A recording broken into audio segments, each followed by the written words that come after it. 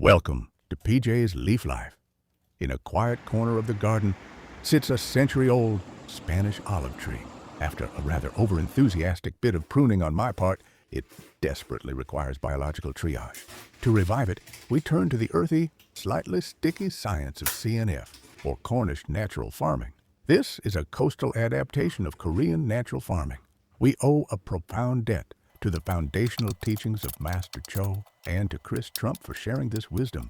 It is a philosophy that champions indigenous microorganisms and recognizes the immense, untapped vitality hidden within common garden weeds. Today, however, our medicine comes from the shore. We are foraging wild Cornish bladderwrack to craft fermented plant juice, or FPJ. One might ask why we undertake this sticky endeavor. Rather than simply tossing the harvest onto the compost heap, raw decomposition takes months, losing delicate compounds along the way. Through osmotic extraction, we capture the living enzymes, trace marine minerals, and vital plant growth hormones in their absolute peak state. It provides a direct, instantly bioavailable transfusion of resilience for a struggling tree. The tide pool tends to follow the harvest, so we must sort the fronds and remove all tiny shelled stowaways. To ferment algae is a marvelous tonic. To putrefy a sea snail is a pungent tragedy. We chop the rubbery fronds. Snipping the algae into smaller pieces shatters the thick cell walls, preparing it to surrender that rich payload. We place the harvest on a scale and match it, gram for gram, with unrefined brown sugar. This begins the osmotic handshake.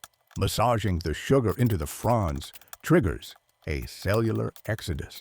The sugar gently draws the internal sap directly out of the algae.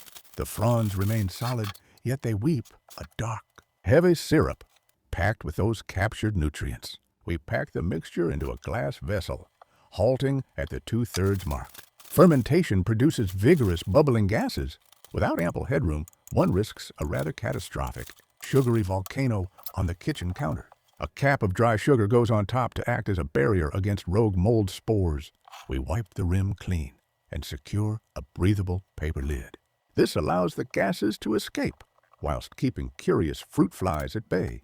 The jar retreats into a dark cupboard for 7 to 10 days. Once the extraction completes, we sieve the solid fronds from the liquid, bottling the pure collected syrup. This concentrated ocean energy is merely the first chapter in our rescue attempt. Subscribe to PJ's Leaf Life and watch the garden heal.